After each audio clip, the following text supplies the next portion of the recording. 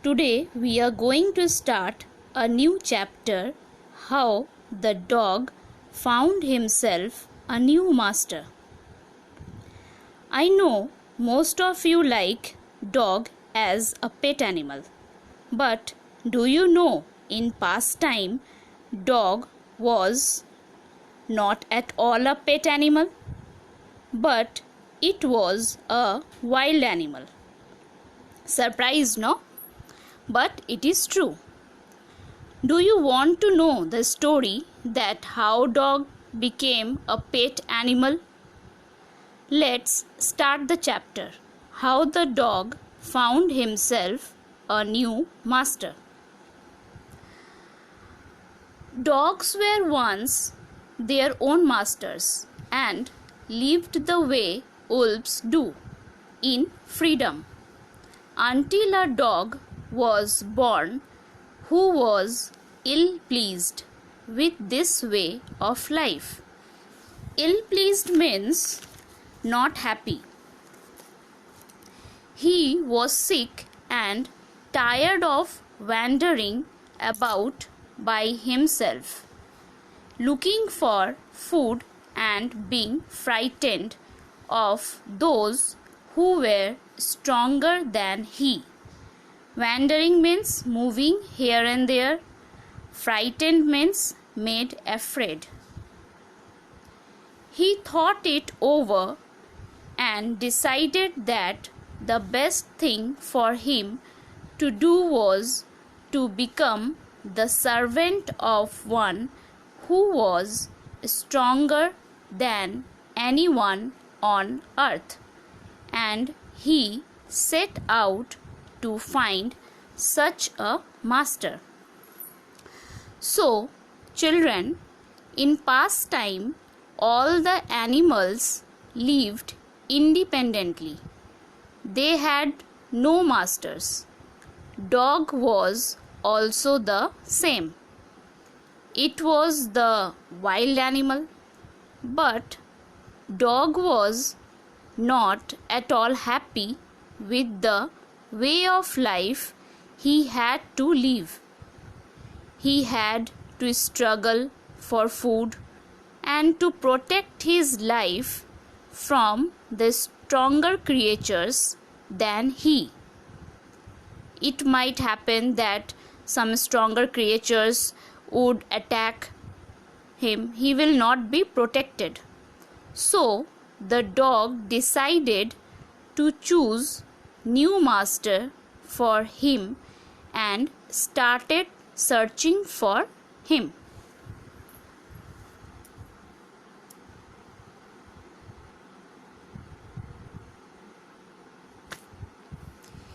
He walked and he walked, and he met a kinsman of his.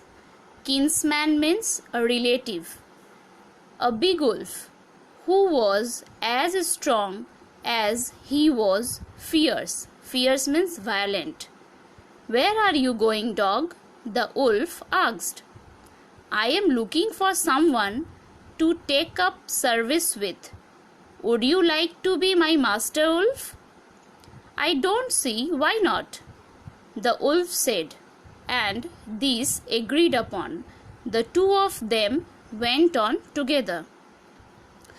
Now the dog found a wolf, and he thought that the wolf is the strongest creature, so he asked the wolf to be his master.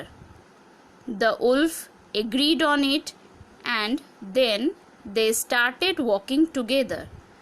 The dog was quite satisfied that he chose a strong animal, the strongest creature on the earth, and he would be protected from other animals, and he would not need to survive to search for food.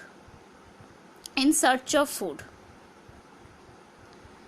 they walked and they walked, and all of a sudden the wolf lifted his nose, sniffed, darted quickly off the path and into the bushes and crept deeper into the forest.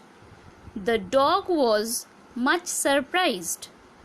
Lifted means rose up, sniffed means smelled, darted, moved quickly, crept, crawled. "What's come over you, master?" he asked. "What has frightened you so? Can't you see there's a bear out there, and he might eat up both of us, you and me?"